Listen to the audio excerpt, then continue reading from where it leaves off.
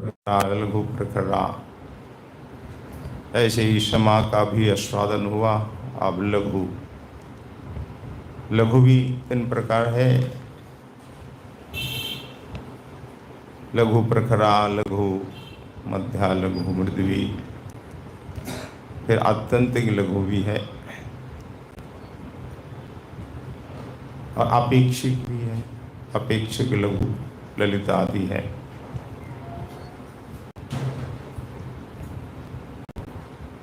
लघु प्रखरा का आस्वादन अपने एक उदाहरण किया है। श्री कृष्ण के अनुनय विनय एवं चाटुकारी वचन सुनकर श्री राधा रानी का एक बार मान भंग हुआ। ये विदग्ध माधव में है कि धारावश्मयी न याति विरतिम लोकस्य निर्मित्सिता प्रेमास्मिन् इति नंदनंदन रतं लोभन मनोमाकृता इत्थं भूरि निवारिता पितरले मद्वाचिषा चिकृत रुदन्द्वा नहि गौरवं तमकरो किं नाद्य रोदिष्यति। जब राधा रानी का मान भंग हुआ, उसके पश्चात अनुताप करती हुई क्रंदन करने भी लगी कि मैंने मान भंग क्यों किया, इसलिए पश्चाताप है राधा रानी को। तो रोने लगी। यह देख करके ललिता सखी आई और राधा रानी का तिरस्कार करने लगी। तिरस्कार करती हुई कहा, देखो राधे, श्री नंदनंदन के प्रति तुम्हारा अत्यधिक अनुराग है, अधिक कुछ भी अच्छा नहीं है। अति सर्वत्र वर्जते इति है, सर्वत्र अति से बचा जाए। तो तुम्हारा अनुराग अत्यधिक है। तो मैं तो ये जानती हूँ, मैं जो भी कहती हूँ स्पष्ट कहती हूँ कि आज तक जिसने नंदनंदन से प्रेम किया है उसके नेत्रों से आंसू कभी बंद नहीं हुए, उसको रोना पड़ेगा।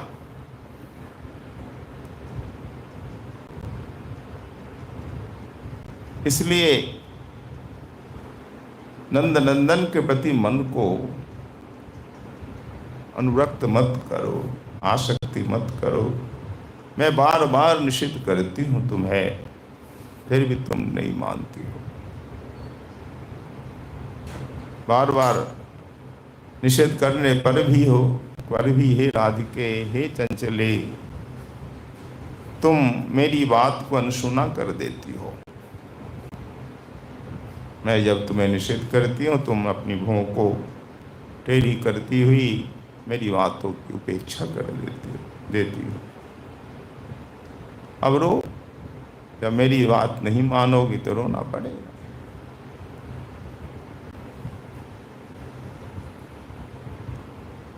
और ये जो उपदेश है ललिता जी का कथन है, ये राधा रानी के लिए, सखियों के लिए है ही, गोविंद रुलाते तो है ही, और भक्तों के लिए भी है। जो गोविंद से प्रेम करते हैं उन्हें रोना तो पड़ता है। और बिन रोए गोविंद की प्राप्ति आज तक किसी ने की भी तो नहीं। भक्तों ने, ऋषिकों ने रोने से ही प्रेम किया है। कबीरदास जी ने भी कहा, कबीरा हंसना बंद कर, रोने से कर। बिन रोए नहीं पाइए प्रेम प्यारा मित्र।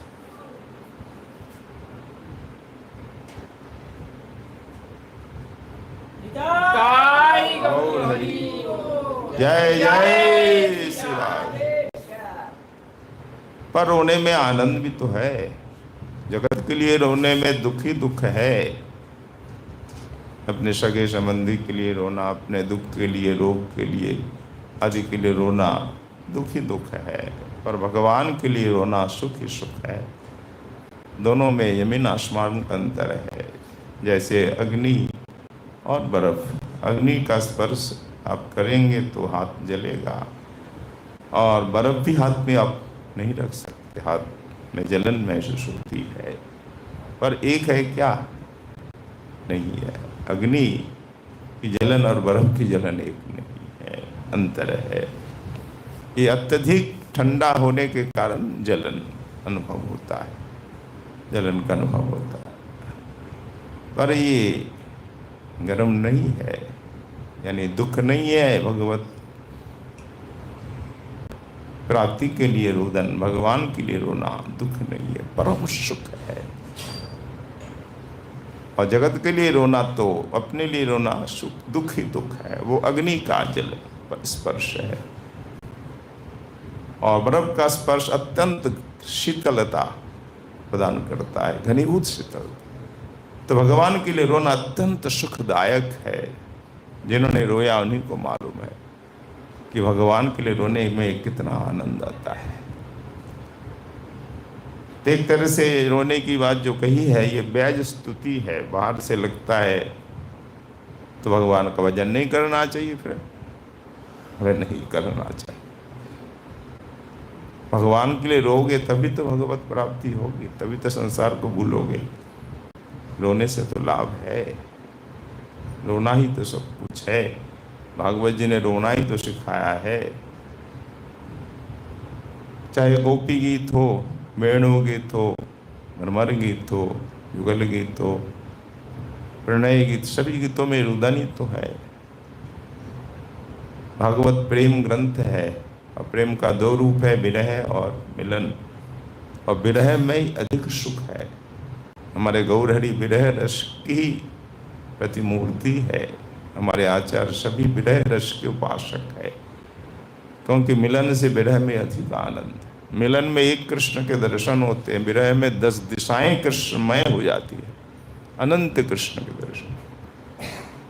मिलन का आनंद जल की तरह है, और विरह का आनंद बर्फ की तरह घनीभूत। तो विरह में क्या आनंद है वो तो विरह ही जाने। हमारे गोस्वामी जन खूब विरह में रोए, और उनके सभी ग्रंथ में आप देखिए, रघु गोस्वामी जी के प्राय रुदन ही रुदन में है। उन ग्रंथों का स्वादन करके आप बिना रोए नहीं रह सकते। हंसदूत धो संदेश ललित माधव विदग्ध माधव, आपको रोना पड़ेगा। चैतन्य चरितामृत रोना पड़ेगा आपको। तो इस रुदन में बड़ा आनंद है। रुदन के लिए यहाँ निषेध करती है राधा रानी को, यानी दुख है ऐसा मान रही, बड़ा नहीं, दुख नहीं है, परम सुख है, बैज स्तुति है। भक्तों को रोने में ही आनंद है। भगवान भी प्रसन्न हो जाते कोई रोता है तो। भक्ति प्रेम चेष्टा देखी लगे कृष्ण चमत्कार। भक्त रोता है, हंसता है, गाता है तो भगवान प्रसन्न हो जाते। यही तो सिद्ध दशा है।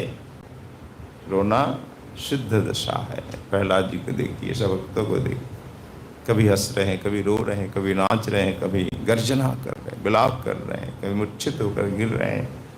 यही तो प्रेम की चरम दशा है। तो श्रीमद् भागवत जी ने हमें रुदन सिखाया है, भक्त गोपियों के माध्यम से प्राय। यहाँ तक कि वित्रासुर के द्वारा भी रुदन सिखाया। वित्रासुर का रुदन देख करके इंद्र भी चकित रह गया। भला कोई युद्धांगन में रोता भी है, रणांगन में वित्रासुर रो रहा भगवान के लिए, आहा, विरह में छटपटा रहा है। तो भगवत जी ने जगह जगह जब जब प्रसंग आया खूब रुदन का वर्णन किया, हमें सिखाया है। वही मार्ग हमारे आचार्यों ने चुना है कि रुदन से ही प्रभु मिलेंगे। बच्चा रोता है तब माता दूध पिलाती है, आती है दौड़ कर काम छोड़कर। हम रोएंगे प्रभु के लिए, वो भी दौड़ कर आए और हम पर कृपा करेंगे, दर्शन देंगे।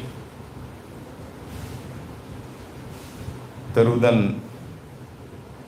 एक अद्भुत गुण है। भगवत कृपा से ही ये सात्विक विकार प्राप्त होता है, ऐसे नहीं प्राप्त होता। ये अश्रु रोमांच कंप आदि। तो राधा रानी तो प्रेम की ही प्रतिमा है, इसलिए हर समय अश्रु कंप रोमांच आदि भाव उनमें आते हैं।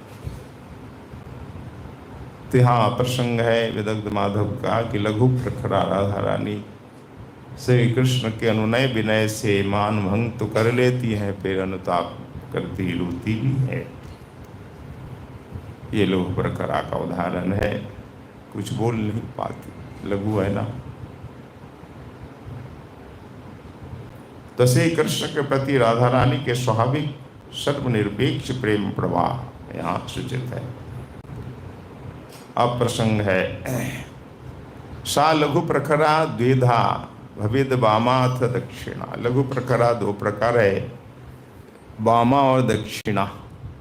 वामा इस प्रकार है, मानग्रहे सदोद्युक्ता तच्छैथिल्य चकोपता अविद्या नायकी नायके प्रायः क्रूड़ा वामेति कीर्तते।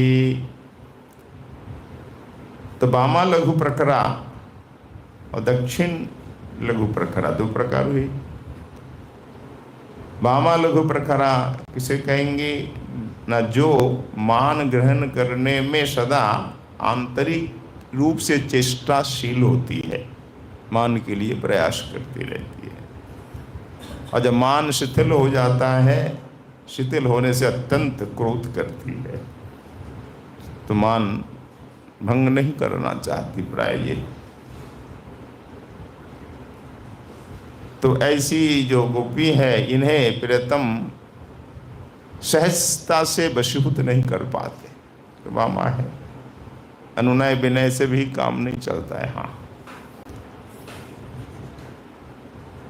तो सहजता पूर्वक वशीभूत करने में समर्थ नहीं होते प्रियतम। और ये वामा नायक के प्रति, प्रियतम के प्रति कठोर होती है। तो ऐसे स्वभाव वाली गोपी को, स्त्री को अर्थशास्त्र में वामा कहा गया है। तो वामा लघु प्रखरा, तो क्या क्या लक्षण था? पहले मानग्रहे सदा उद्युक्ता, मान करने में उत्साहित रहना पहला।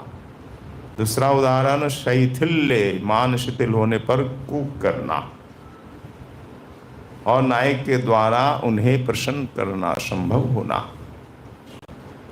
अब इसका भी उदाहरण एक एक करके दे रहे हैं। पहले मान ग्रहण में सदा उत्साहित रहना, चेष्टाशील रहना, उसका उदाहरण पद्मावली से दे रहे हैं। 222वां श्लोक पद्मावली का कि कंचन वंचन चतुरे प्रपंचय तमुरांतके मानम बहुवल्लभे ही पुरुषे दाक्षिण्यम दुःखमुद्वहति।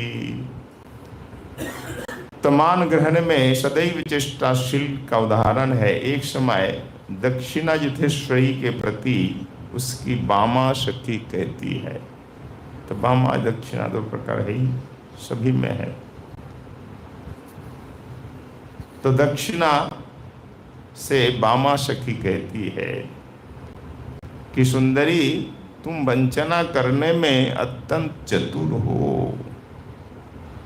मामा सखी ने कहा दक्षिणा से, तुम वंचना करने में अत्यंत चतुर हो। मुरारी के प्रति किसी प्रकार से मान विस्तार करो, तुम मान क्यों नहीं करती हो? तुम मान विस्तार करो, क्योंकि बहुवल्लभ है मुरारी, अनेक उनकी प्रियाएं हैं। ऐसे पुरुष को ही बहुवल्लभ कहा जाता है। तो बहुवल्लभ पुरुष में दाक्षिण्य भाव सुखप्रद नहीं होता, वहाँ वाम भाव अच्छा होता है। निरंतर उसमें दुख की प्राप्ति होती है। अगर तुम बहुवल्लभ के निकट अपनी उदारता सरलता दिखाओगी, तुम्हें दुख ही मिलेगा। और थोड़ा कठोर होगी ना, फिर तुम्हें सुखपूर्वक रहने में कोई रोक नहीं सकता। होता ही है, ऐसे लोगों के सामने अगर अति सरल हो जाए ना, फिर जीना मुश्किल कर देते लोग। अति उदार सरल भी सब जगह उचित नहीं है। जैसे को तैसा बोल देना, जिस प्रकार होगा अगला आदमी उसी प्रकार रहना होगा आपको, तब आप रह सकते हैं, नहीं तो रहना ही मुश्किल होगा।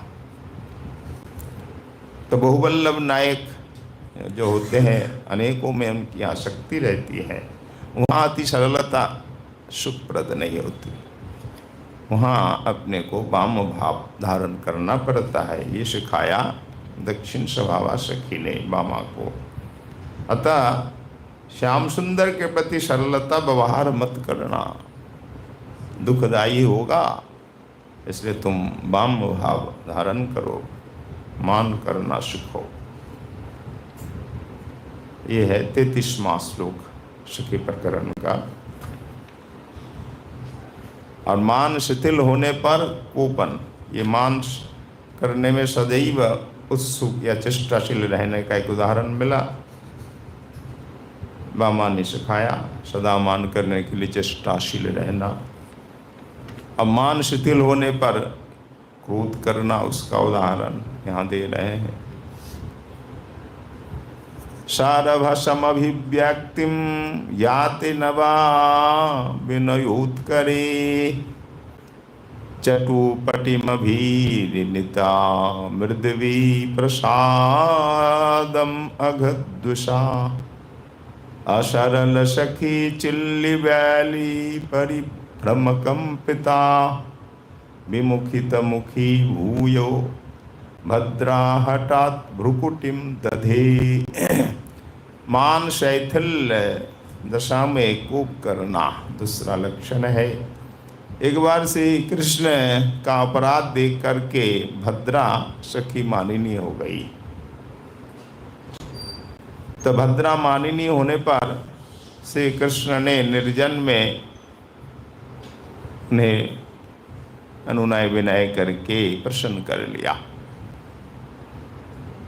जब प्रसन्न हो गई तो उसकी सखी ने देखा, वो सखी बामा पर खड़ा है, भद्रा दक्षिण पर खड़ा है।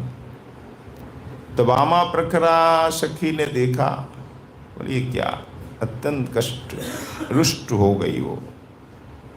हमारी सखी को ऐसा नहीं करना चाहिए, क्योंकि अपराध तो नंदन ने किया है, श्याम सुंदर ने किया है, तो उसे उन्हें तो दंड मिलना ही चाहिए। ऐसी स्थिति में हमारी सखी को ऐसा नहीं करना चाहिए था, मान भंग नहीं करना चाहिए था। तो वो सखी आकर के भद्रा को सिखाती है क्रोधपूर्वक, देखो सखी तुम क्यों प्रसन्न हो गई, तुम्हें पता नहीं है कैसे धूर्त है ये नंदन, तुम्हें ऐसा उचित करना उचित नहीं था, तुम क्यों प्रसन्न हो गई अनुनय विनय से, क्योंकि वो तो अनुनय विनय चटुकारिता में बड़े निपुण है, और इस प्रकार तुम प्रसन्न हो जाओगी ना और नए नए अपराध करेंगे, होता ही है। अरे तो कुछ बोलता नहीं, चलो करेंगे, करते रहे आप चोर हैं, आज चोर आएगा, दंड दे नहीं देंगे तो चोरी करता ही रहेगा कि नहीं, उसे तो भय नहीं होगा, नहीं कुछ बोलते ही नहीं, हम क्या करें। जब हमको भय नहीं है दंड का, तब निर्भय होकर के अपराध करते ही रहेंगे। तो भय तो होना ही चाहिए। जगत में भी अगर आपको पाप का भय नहीं है तब आप करते रहेंगे, तो क्या प्रभु आपको सजा नहीं देंगे? अगर हम पाप करेंगे प्रभु दंड नहीं दे तो क्या प्रभु की दयालुता खतरे में है? आप कहेंगे प्रभु कैसे उदार है, कैसे दयालु है, दंड दे रहे हैं। भाई हम पाप करेंगे तो दंड देना पड़ेगा, नहीं तो भगवान से किसी को भय नहीं होगा, शास्त्र से भय नहीं होगा। जैसे कोई चोरी करता है चोर, तो उसे दंड मिलना चाहिए कि नहीं, सभी का मत है। अगर नहीं मिलेगा तो क्या चोरों में भय रहेगा, कानून का डर रहेगा, शासन प्रशासन का डर रहेगा? नहीं, तो निर्भय होकर अत्याचार करेगा, पाप करेगा, अराजकता छा जाएगी। इसलिए कानून कठोर होना भी चाहिए। आप कहेंगे ये चोर को दंड दिया, सजा दे दी, ये कैसी दयालुता? तो ऐसी दयालुता अगर शासन प्रशासन दिखाए, कोर्ट दिखाए, अदालत, तो क्या शासन चलेगा? शासन व्यवस्था नहीं चलेगी। आप इस पर जज को दोषी नहीं ठहरा सकते। पाप तो आपने किया है ना, तो दंड तो देगा ही। अगर दंड नहीं देगा तो उल्टा जज पर ही आएगा। जज ने जरूर खाया होगा, उसका पक्ष क्यों लिया, उसे शासन क्यों नहीं दिया, दंड क्यों नहीं दिया? जज पर ही लोग उंगली उठाएंगे ना, दोष होगा। तो जज को दंड देना ही होगा पापी को, अपराधी को, नहीं तो कानून व्यवस्था पर किसी का भरोसा नहीं रहेगा। पाप लोग करते रहेंगे, अपराध करते रहेंगे, निर्भय हो जाएंगे, अराजकता फैल जाएगी। इसलिए कठोर शासन चाहिए। इसलिए जज का दोष नहीं है, जज निष्ठुर है, कठोर है, निर्दयी है, नहीं, ऐसा नहीं है। पुलिस को भी दोष देंगे नहीं। अब पाप करेंगे तो दंड तो मिलेगा। ये व्यवस्था है, ये कानून है। उसी प्रकार यहाँ संविधान न्याय है। भगवान भी जज नियुक्त कर दिए हैं। राजा महाराजा स्वयं तो दंड देते नहीं है, राष्ट्रपति प्रधानमंत्री जज है, हमारे लिए कोर्ट है। उसी प्रकार भगवान स्वयं थोड़ी ना देते हैं, भगवान भी यम के द्वारा देते हैं। यम हमारे यहाँ पूरे ब्रह्मांड में यम क्या है? प्रधान न्यायाधीश, चीफ जस्टिस यम। तो धर्मराज वो धर्म पूर्वक ही शासन करता, धर्म नहीं करते। जज को अधर्म नहीं करना चाहिए, पापी अपराधी को ही दंड देना चाहिए। यहाँ तो भूल हो जाती है, कभी पापी अपराधी खुला घूम रहा है, निरपराधी को दंड मिल जाता है, ऐसा भी यहाँ होता है। और जम क्या ऐसा नहीं होगा, निरपराधी कभी खुला नहीं घूमेगा। फिर यम यदि भगवान का देखो, भगवान कष्ट दे रहे, भगवान दयालु नहीं है। एक भक्त के मन में प्रश्न था, अरे भगवान की शरण में आएंगे तभी कृपा करेंगे, तो भगवान तो निष्ठुर है, फिर शरण में आएंगे। भाई कोई, जैसे आप देख रहे हैं कोई गड्ढे में गिर गया, कोई दुर्घटना में आहत हो गया, वो पुकारेगा तभी आप जाएंगे। आपका कर्तव्य है जाकर तुरंत उससे बचाना, गड्ढे में से निकाल देना, दुर्घटनाग्रस्त व्यक्ति की सहायता करना, ये आपका कर्तव्य है। तो भगवान क्यों नहीं करते? ये सब प्रश्न है। बोले देखिए, ये जो दुर्घटना हमारे जीवन में, रोग दुख शोक, वो पाप के कारण ही तो, ये तो दंड है, भगवान का ही विधान है। हम पाप करेंगे और हमें कोई दंड नहीं मिलेगा तो फिर किसी को भय नहीं रहेगा भगवान का, यम का, शास्त्र का, नियम का, नीति का। फिर अराजकता होगी, कैसे चलेगा? ये जो हमारे जीवन में जो घटता है ना, सुख दुख रोग शोक आदि आदि, हमारे पाप के कारण, पारंथिक के कारण, वो हमारा फल है, किसी का दोष नहीं है। या ना भगवान का दोष है, ना यम का, किसी का दोष नहीं। माया हमें दंड देती है, माया का कोई दोष नहीं है। हम भगवान को भूल गए, माया में, संसार में लग गए, इसीलिए माया दंड देती है। माया क्यों देती है? भागवत में प्रमाण है, भगवत चैतन्य चरितामृत में है कि कृष्ण भूली से जीव, कृष्ण को भूल जाने के कारण माया उससे दंड दे। गोविंद को भूल करके संसार में आसक्त हो गया, पाप में आसक्त हो गया, तब माया दंड देती है। माया अपने आप नहीं आती है। अगर हम भजन करें तो माया हमारे पास नहीं आएगी। कृष्ण विमुखी जन को ही माया सता दे। कैसे माया दंड देती है? जैसे दंड जनी राजा जेनो नदी ते चुबाए। दंडनीय व्यक्ति को राजा जिस प्रकार नदी में डूबता है, उठाता ही, पहले ऐसा दंड होता था। उससे उसके भीतर से बात उगलने के लिए बोलते ने क्या किया। ऐसा भी दंड आज तो होता ही है ना, दूसरे तरीके से होता है। उसको पीटा मारा जाता है, नाखून निकाल लिया जाता है, तरह तरह से बिजली का शक दे करके। और पहले ये सब बिजली थी नहीं, पहले ये नदी में डुबोते उठाते। कृष्ण बोली से ही जीवानादि बहिर्मुख अते माया तरे दय संसार दुख। माया क्यों देती है? हमने कृष्ण को भूल गया, संसार में आसक्त हुआ, इसीलिए। हम जीव है भगवान के दास, भगवान की सेवा करना, भक्ति करना हमारा परम धर्म। हम धर्म से विमुख हो गए, इसलिए माया कष्ट देती है। कबू स्वर्ग क्या कष्ट देती है, कबू स्वर्ग उठाए, कबू नरक के डुबाए। माया राजा जनो दंड जने नदी ते चुबाए। दंडनीय व्यक्ति को राजा जिस पर नदी में डूबता है, इस पर माया हमें कभी नरक में डुबोती है, कभी स्वर्ग में उठाती है, 84 लाख योनि पर भ्रमण कर। तो माया का कोई दोष हमारा कर्म का है, प्रारब्ध का है। भगवान क्या करेंगे? अगर भगवान सब पर दया करेंगे, प्रारब्ध पाप कुछ नहीं देखेंगे, फिर किसी को कानून का पाप का भय नहीं हो, खूब खुला घूमेंगे, खूब पाप करेंगे, भाई भगवान तो हमें कुछ करेंगे नहीं, हम खूब पाप करें, फिर भगवान को कौन मारेगा, कौन भय करेगा? कोई भय नहीं खाएगा, खूब पाप करेगा। इसलिए भगवान को दंड देना पड़ता है। आप पाप करेंगे और आपको दंड नहीं देंगे भगवान, तो भगवान को कौन मानेगा? ये भगवान के लिए कर्तव्य है क्या? फिर जज को कोई मानेगा, कानून को मानेगा? भय रहेगा। गुरु अपराध करेंगे और भगवान आपको छोड़ देंगे, संत अपराध करेंगे छोड़ देंगे, माता पिता की सेवा नहीं करेंगे भगवान छोड़ देंगे। भले ही भगवान दयालु शिरोमणि है, पर ऐसे अपराध पर भगवान दंड देते हैं। इसमें दयालुता की हानि नहीं होती है, दयालुता और दृढ़ होती है। कहीं हाँ भगवान निरपेक्ष है, सबको दंड देते, सबको विश्वास होगा, कानून पर विश्वास होगा। अगर कानून सही तरह से चले, सब विश्वास करेंगे ना, हाँ कानून का डर होगा, विश्वास भी होगा। अगर भगवान दंड नहीं देंगे, ना भगवान का भय होगा, ना विश्वास होगा। महाप्रभु दया अवतार है, फिर भी क्या? अब संत अपराध गुरु अपराध करेंगे, महाप्रभु छोड़ देंगे? छोड़ा था क्या चौपाल गोपाल को? वो गोपाल चौपाल शिवास पंडित जी के चरणों में अपराधी थे, क्या महाप्रभु ने छोड़ दिए?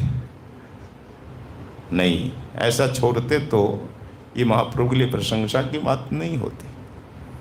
फिर कुछ सब पाप करता, अपराध करता, संतों का वैष्णवों का अपमान करता। भगवान का नहीं, जब कोढ़ रोग हो गया, सर्वांग में कुष्ठ, गलित कुष्ठ, बहुत कष्ट पा रहा था उस अपराध के कारण। महाप्रभु जब सन्यास के पश्चात आए नवद्वीप, तो महाप्रभु के चरणों में गिर गया, भाई मरा नहीं।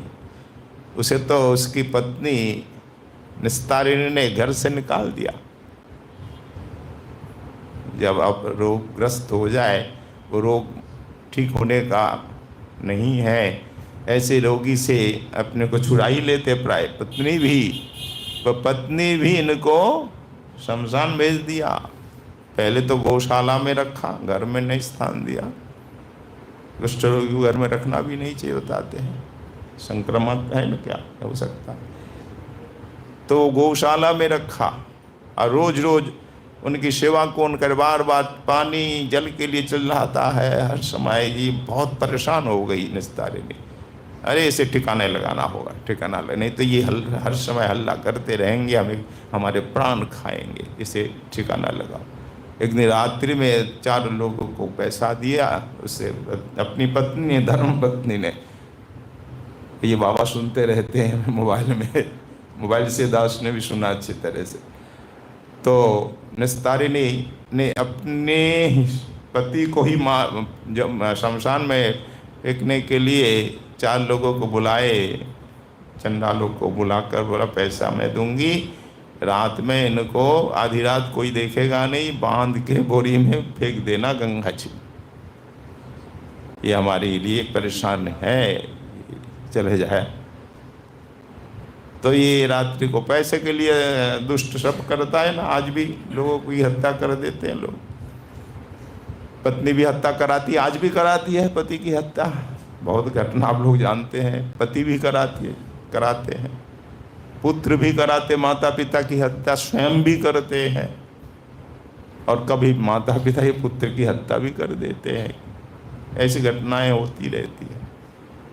तो अपने पति को मारने के लिए पैसा दिया, वो चारों ले आए, मुंह में कपड़ा ठूस करके, ताकि वो चिल्लाए नहीं, फेंक दिया गंगा जी में। फेंका नहीं, दया आ गई, अरे तो मर जाएगा, ऐसे ही मरा हुआ है, इसे यहीं फेंक दो, गंगा जी में न डल कर बाहर ही फेंक के चले। हमें पैसा तो मिल गया, पर ठाकुर वो आयु थी इसलिए वो मरा नहीं। वो पड़ा था, रो रहा था, उसकी आवाज़ सुन ली। वो हरिजन की बालिका रहती थी, शमशान में तो रहते ही हैं। डोम की एक लड़की देखा, रही ये मुर्दा तो जिंदा है, खून डाल गया है। तो हाथ पाँव में बंधन खोल दिया। तो बोले उसका जो है उसके प्रति दया आ गई। तो कहा चाचा जी कह के पुकारा, आप यहाँ पड़े हैं? हाँ बेटी। कहना जल रहा, मैं तो डोम की लड़की। अरे कोई बात नहीं, वो तो ब्राह्मण थे, पर इसी ऐसी दशा में क्या करें, आप डोम हो, हरिजन हो, कोई मुझे पानी पिलाओ। पानी पिलाती थी, समय समय भोजन देती थी। वही शमशान में ही पड़ा रहते थे, घर नहीं गए। वो ऐसा स्वाभिमान होना भी चाहिए, घर नहीं गए, वो शमशान में ही रहा। जो कुछ मिल जाता खाते पीते पड़े। जब महाप्रभु उसी रास्ते से जा रहे तब महाप्रभु के चरणों में गिरा, खूब रोया। महाप्रभु ने कृपा नहीं की।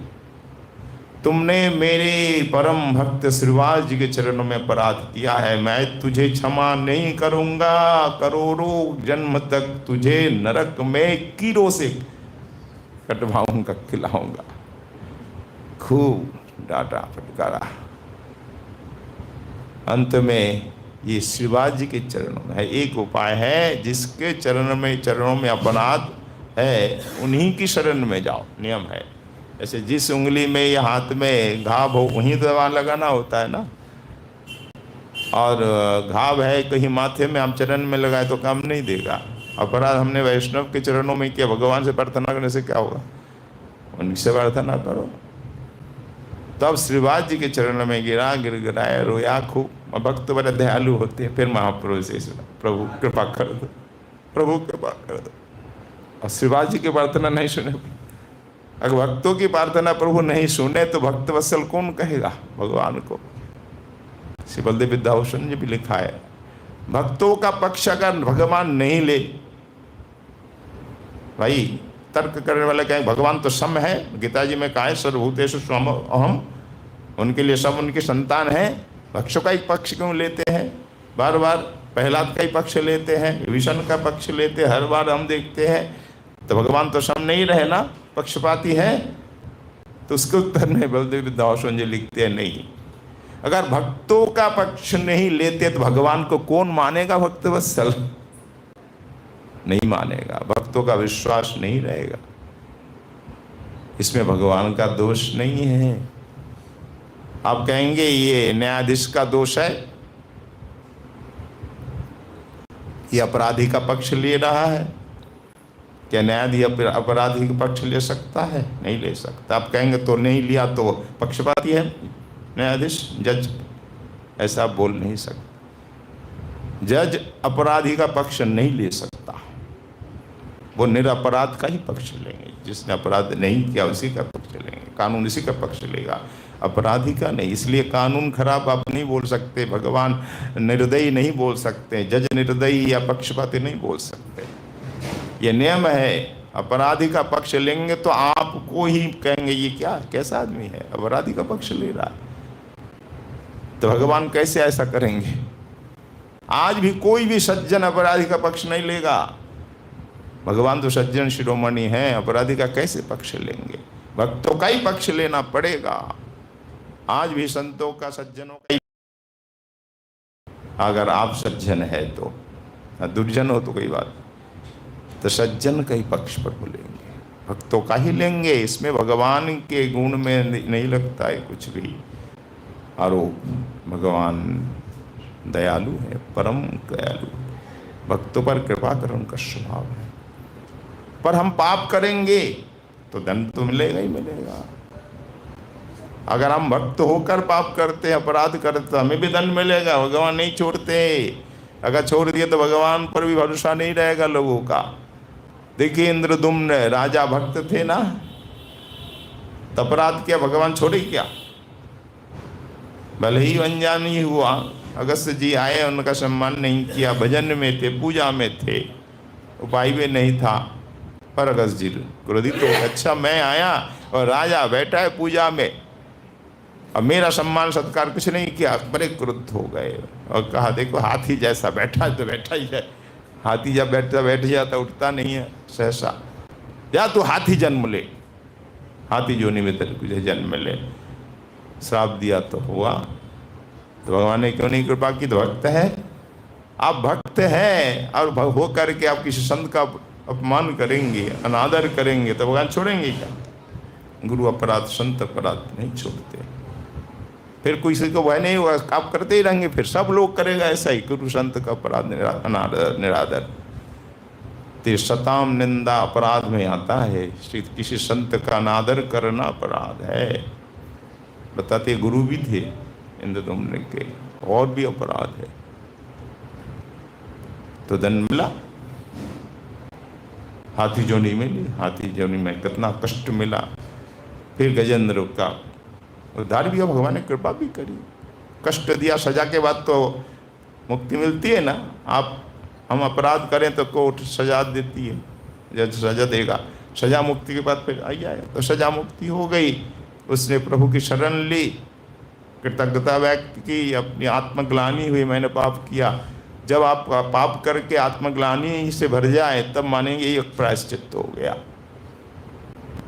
तो आत्मग्लानि हुई, वो प्रायश्चित हो गया। फिर प्रभु की शरण में आए, खूब रोए तो प्रभु आए, कृपा किए। अब कहेंगे बुलाने पर ही तो आए और दुखी होकर देख कर प्रभु का दुख नहीं हुआ, वो गड्ढे में गिर गया। ग्रह ने गैस लिया तो प्रभु को तो पहले ही आना चाहिए, लेकिन पहले आ जाए फिर सजा का मूल्य नहीं रहेगा। पाप करते रहेंगे प्रभु दंड नहीं देंगे, तो दंड तो मिलेगा। अगर दंड नहीं देंगे भगवान पर किसी का भरोसा नहीं रहेगा। कानून दंड नहीं देगा, कानून पर किसी का भरोसा नहीं रहेगा। इसीलिए दंड तो प्रभु देते हैं, फिर सुधार भी लेते हैं। प्रभु की दया है, इसलिए तो प्रभु ने इतने शास्त्र बनाए। शास्त्र क्यों बनाए? कि शास्त्र के उपदेश से ये संत, ये पापी शास्त्र के उपदेश से सतमार्ग में आए। आप शास्त्रों का अध्ययन करें, गहन अध्ययन में आप जानेंगे ये प्रभु की कृपा है। जगत सृष्टि भी प्रभु की कृपा है। चैतन्य चरितामृत में भी आया है। प्रभु कहते देखो मैंने जीवों के लिए क्या नहीं किया, मुझे कष्ट नहीं होता क्या? जीव कष्ट पा रहा है, विमुख भले ही है तो मेरी संतान। इन विमुख जनों को कृपा करने के लिए मैंने अनेक उपाय किए हैं। तो जीव में भी स्वतंत्रता है। भगवान कहते अगर जीव को मैं जबरदस्ती खींच रहा हूँ अपनी ओर तो स्वतंत्रता की हानि होती है। स्वतंत्रता के पक्षधर हमारे प्रभु। आज भी स्वतंत्रता के लिए लोग लड़ते कि नहीं? हर मनुष्य को अपनी स्वतंत्रता मिलनी चाहिए, हर मनुष्य को। तो स्वतंत्रता पक्षधर प्रभु किसी जीव को जबरदस्ती खींचकर अपनी ओर नहीं लाती। उसके लिए उपाय, क्या उपाय? शास्त्र बनाए, शास्त्र अध्ययन करके शास्त्र अनुसार चले। फिर अगर वो शास्त्र किया जाने वो बेचारा, इसलिए तो साधु बनाए। फिर साधु आए, गुरु आए, शास्त्र सुना कर आपको सन्मार्ग दिखाए। प्रभु कहते मैंने इन जीव उद्धार के लिए, जीवों के लिए मैंने क्या नहीं किया, शास्त्र निर्माण किए। फिर इनको उद्धार करने के लिए हम आचार्यों को भेजे, साधुओं को, भक्तों को। इतने से काम नहीं हुआ, हम स्वयं आए, अवतार लिए। कल अवतार, अंश अवतार, युग अवतार, मनवंतर अवतार, तरह तरह के अवतार ग्रहण किए। फिर मुख्य रूप से 10 अवतार लिए, उसमें फिर राम कृष्ण स्वयं भगवान रूप में माया में आकर के सबका उद्धार किया। वही स्वयं भगवान से कृष्ण गौरांग बनकर उद्धार किया। तो कृपा नहीं भगवान की? नहीं कि तो कृपा है। अगर हम इसमें से वंचित हो जाए तो हमारा ही दोष है ना। अगर हम उनकी लीला कथा न सुने, उनका भजन न करे, उनके उपदेश को न माने, सन्मार्ग में न चले तो हमारा दोष है। तो वो लोग भगवान क्या करेंगे? हमारा दोष है। हम पाप करेंगे भगवान को सजा देना होगा, नहीं तो भगवान पर किसी का भरोसा नहीं रहेगा। तो इसलिए पक्षपात नहीं है ये। तो मूल बात है कि दंड, अपराध करेंगे तो आपको उस समय कठोर होना होगा। भले ही आपका बेटा है, शिष्य है, अपराध का तो दंड मिलेगा, कठोर होना पड़ेगा। ये निर्दयता नहीं है। अगर आप नहीं करते, पक्षपात करते हैं, तो वो क्या कहेंगे? पक्षपाती कहेंगे। देखो, चेला ने, शिष्य ने, पुत्र ने अपराध किया, फिर भी उसका पक्ष लिया, तो क्या होगा? पक्षपाती होगा। अगर भगवान भक्त का पक्षपात करते हैं तो नहीं होगा, क्योंकि भक्त तो भक्त है, वो पापी नहीं, अपराधी नहीं है। सज्जन का पक्षपात हर कोई करता है, नहीं करता तो करना चाहिए। सत्पुरुष का पक्षपात ये दोष नहीं है, ये गुण है। तो भक्त का पक्षपात करना प्रभु का दोष नहीं, वरन गुण है। अगर अभक्त को, पापी को, अपराधी को प्रभु दंड देते हैं तो निर्दयता नहीं है, ये भी एक प्रकार दया है, दंड देकर सुधारना। इसलिए दया के रहस्य को समझना चाहिए। माता डांटती है, ये क्या स्नेह का ही तो है भाई, स्नेह का ही रूप है। माता डांटती है, मारती है माता पिता, ये स्नेह का ही रूप है, ताकि हम भूल न करें, आगे से पाप न करें। ये दया है। ये सब दंड भी दया का ही रूप है, बस समझने का फर्क है। तो मूल प्रसंग पर आए। मूल प्रसंग क्या था? अगर कोई अपराध करे तो उसमें आप दया न दिखाएं, अपराधी को दंड देना पड़ेगा, देना चाहिए। ये प्रसंग मूल था। यहाँ अपराध किसने किया? ये रस की बात है, ठाकुर ने अपराध। ठाकुर अपराध करके बचते कहाँ हैं? मटकी फोड़े तो दंड मिला कि नहीं? माता ने बांधा। ठाकुर कहते देखो, मैं अगर अपराध करूं मुझे भी दंड मिलता है, आपको भला कौन दंड देगा? मेरे भक्त देगा भाई। भक्ति तो मेरे माता पिता भाई बंधु सब कुछ है, तो माता ने मुझे दंड दिया। अपराध करेंगे तो राधा रानी है, वो दंड देंगी, दिया। कुंज में देर से आए, विलम्ब से आए, तो राधा रानी ने बांध दिया एक दिन, कार्तिक पूर्णिमा के दिन। भविष्य पुराण में वर्णन है, हमारे कविराज गोस्वामी ने कृष्ण करुणामृत की टीका में लिखी है कि भविष्य पुराण के अनुसार रात्रि में कार्तिक पूर्णिमा के दिन गोविंद समय पे नहीं आए, शेष रात्रि में आए, तो राधा रानी क्षुब्ध हो गई, क्रुद्ध होकर के, क्षुब्ध होकर के अपनी जो रसना थी, कमर में बांधते हैं ना, उस रसना से ही बांध दिया। तुमने समय से नहीं आया, मेरी वंचना की है। तो ठाकुर को भी दंड समय समय पे मिला ही है। भले ही वो ठाकुर के लिए दंड भी रसमय है, आनंदमय दंड है ये सब।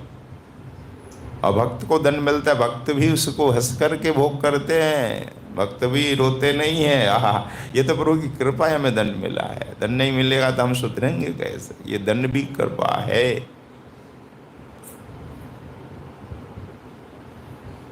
तो भद्रा से वो सखी कहती है, देख भद्रा, श्याम सुंदर बार बार अपराध कर रहे हैं, तू कुछ नहीं कहती, उनके अनुनय विनय पे तू प्रसन्न हो जाती नहीं, ऐसा तेरा व्यवहार उचित नहीं है।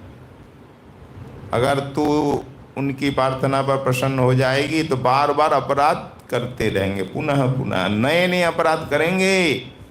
भैया होगा ही समाज में भी, अगर अपराध करेंगे, आपको छोड़ दिया, सजा नहीं मिले तो फिर करेंगे, फिर करेंगे, भय नहीं रहेगा। इसलिए भद्रा तू मान धारण कर, सहजता से प्रसन्न नहीं होना, फिर तुझे दुख मिलेगा, देख लेना। नए नए अपराध करेंगे, तेरे साथ ऐसा ही करते रहेंगे। नंदन बड़े दूर है ते वृत्तांत नांदीमुखी ने पूर्णमासी से कहा है, उन्होंने सुना कहा। तो एक दिन ऐसा ही हुआ, अकस्मात नए अपराध ठाकुर ने किए। देखो भद्रा तो कुछ कहती नहीं है, चलो अपराध कर लूँ। आज भी कोई नरम आदमी होगा ना, कोमल स्वभाव वाला, कुछ कहता नहीं, वे दोबारा करेगा, अरे कुछ कहेगा नहीं, चलो करो। ऐसे ही आज भी समाज में कोई आप भक्त है, संत है, अरे ये कुछ नहीं बोलेगा, ये बाबाजी है, ले लो इसका माल ले लो, इसे सताओ, ये कौन बोलेगा, इसका पक्ष कौन लेगा, अरे ये कुछ बोलेगा भी नहीं, ये संत है। तो लोग करते रहते हैं, दुष्ट लोग। तो भद्रा अनुनय विनय से मान गई तो ठाकुर ने फिर अपराध किया। और ये रस की बात है, ये अद्भुत लीला रस में ही है, जगत के साथ इसका कोई उदाहरण नहीं है। तो ब्रह्मवासी से कहा, नंदी मुखी देख, अकस्मात अपराध गोविंद ने फिर किया। तो कोमल स्वभाव वाली भद्रा माननीय हो गई। तब से कृष्ण पुनः आए, अरे भद्रा तो क्यों माननीय हो गई? अरे मैं कान पकड़ता हूँ, ये देख मैं हाथ जोड़ता हूँ, पाँव पकड़ता हूँ, तो क्षमा कर दे, क्षमा कर दे। और ठाकुर ने प्रसन्न कर लिया। तो इस ऐसा देख करके वामा सखी एकदम भौं को टेढ़ी कर ली। उसकी भ्रों कैसी है, मानो नागिन है। नागिन से उदाहरण देते भी हैं। उस भ्रू सर्पिणी भौं रूपी नागिन को देख कर के भद्रा डर गई। तो उसके प्रभाव से तत्क्षणात पुनः भ्रुकुटी तान कर, जैसे ही वामा सखी हो भूं टेढ़ी करी, भूं तान करके जैसे ही उसे शासन किया, और एकदम से भद्रा घबरा गई या तुरंत अपनी भूखटी भी टेढ़ी कर ली और श्री कृष्ण से विमुख हो गई। नहीं नहीं, मैं तुम्हें क्षमा नहीं करूंगी। तो मान शिथिल होने पर सखी क्रोध करती है, पुनः ये मान धारण करती है। ये उदाहरण है लघु प्रखरा का उदाहरण, उसमें भी वामा दक्षिणा, ये वामा का उदाहरण हुआ। वामा मान ग्रहण में सदा उत्सुक रहती है, उदाहरण आपने सुन लिया। फिर मान शिथिल होने पर क्रोध करना। अब नायका विद्या, नायक के द्वारा अभेद्य उन्हें प्रसन्न करना नायक के लिए असंभव हो जाता है। वामा नायिका को प्रसन्न करना श्याम सुंदर के लिए असंभव होता है। ये तीसरा लक्षण है वामा का। तो उद्धव संदेश में उदाहरण है, कामम दूरे वसतु पटिमा चाटु वृंदी तवायम राज्यम स्वामिन विरचय मम प्रांगणम मा प्रयासी हंता क्लांता मम सहचरी रात्रि में काकिनीयम नीता कुंजे निखिल पशुपी नागरो जागरीना। तो प्रियतम के द्वारा अभेद्य यानी प्रसन्न करना संभव हो जाता है। तो ऐसी एक मानवती सखी है, कदाचित दैव इच्छा से राधा रानी विप्रलब्धावस्था को प्राप्त हुई। यहाँ राधा रानी का उदाहरण दे रहे हैं। राधा रानी वामा है ही, पर लघु प्रखरा है, अधिक प्रखरा नहीं है। तो विप्रलब्धावस्था, विप्रलब्धा मतलब जब ठाकुर वचन देकर नहीं आए, ठाकुर के द्वारा वंचित हो जाना, विप्रलब्ध अर्थात वंचित या ठगे जाना। अवस्था को प्राप्त जब हुई विप्रलब्ध अवस्था को, तब श्री कृष्ण ललिता के निकट आए, आकर दैवाधीनता के कारण अपने अपराध को क्षमा करने के लिए निवेदन किया, ललिता क्षमा कर दो। जब तक तुम नहीं कहोगी ना, राधा रानी नहीं मानेगी, तुमसे भय खाती है। तो श्री गोविंद अपने अपराध के लिए ललिता जी से क्षमा मांग रहे हैं, एवं उनके अनुनय विनय को सुनकर ललिता क्या बोली, कामम दूरे वसतु पटिमा चाटु वृंदी तवायम। तो क्या कहा, हे स्वामीन, तुम तो अपने को मानते ही हो ब्रज युवराज, तो स्वामी हो ब्रज के, तो आपकी चाटुकारिता पूर्ण वचनों की कोई आवश्यकता नहीं है मेरे सामने। मैं इससे भूलने वाली नहीं हूँ। आप यहाँ राज विस्तार करें, किंतु आपका राज्य है ये ब्रज, ठीक है, किंतु मेरे प्रांगण की ओर झांकना तक नहीं। ये हमारा भवन है, राजा राज्य का मालिक है, पर किसी प्रजा के आंगन में झांकना भी राजा के लिए उचित नहीं है। भाई आपका जो आंतरिक व्यवस्था है उसमें क्या हस्तक्षेप करने का अधिकार प्रधानमंत्री को है? आपके घर में घुस करके देखे, झांके? नहीं, कानून इसका भी अनुमति नहीं देता। फिर आपकी जो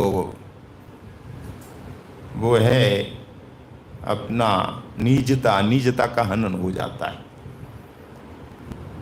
इसलिए ये मेरा आंगन है, अब भले ही राजा है पर आप राज्य विस्तार करें, कुछ करें, पर मेरे प्रांगण में नहीं झांके, निजता का हनन है।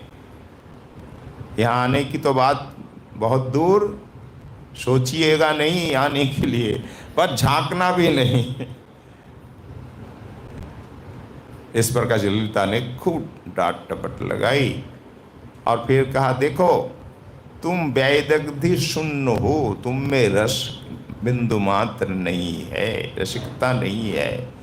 तुम अखिल गोपियों के नागर हो सकते हो, बहुवल्लभ तो हो ही, पर तुम्हारे प्रेम में पड़कर मेरी ये जो प्रिय सखी राधा रानी है, निर्जन कुंज में अकेली सारी रात रोती रही।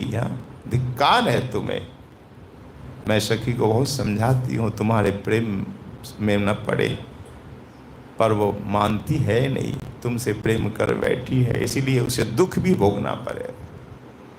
भाई जो भी श्री कृष्ण से प्रेम करेगा तो उसे दुख तो भोगना ही पड़ेगा। जैसे अग्नि से प्रेम करोगे हाथों जलेगा ही, पतंगा अग्नि से प्रेम करता है फिर क्या होता है, अग्नि में जल जाता है। इसलिए श्री कृष्ण से प्रेम करना तो दुखदायी है ही।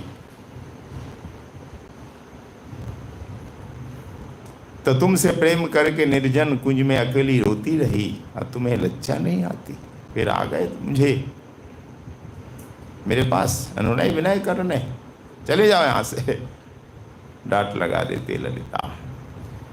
यानी ऐसी प्रियतमा को श्याम सुंदर किसी भी उपाय से प्रसन्न नहीं कर पाती। ये बामा का उदाहरण हुआ। बामा के 3 लक्षण अपने सुन लिए, एक चौथा लक्षण नाय के क्रूर, कल सुनेंगे। दान के लिए कौमुदी में है उदाहरण। प्रियतम के प्रति क्रूर हो जाना, बामा निष्ठुर दुर्जयमान जब होता है, राधा रानी भी क्रूर हो जाती। श्री गोविंद चरणों में गिरते हैं, मुकुट रख देते हैं, मुरली रख देते हैं, राधा रानी प्रसन्न होती है नहीं होती? आपने पहले सुना। तो आगे का वर्णन जिस प्रकार हमारे श्रीमद् गोस्वामी चरण कर रहे हैं, आस्वादन दे रहे हैं, उनकी कृपा आप सबके आशीर्वाद से पुनः कल आस्वादन सौभाग्य प्राप्त करेंगे। आज की कथा का यहीं पे विश्राम।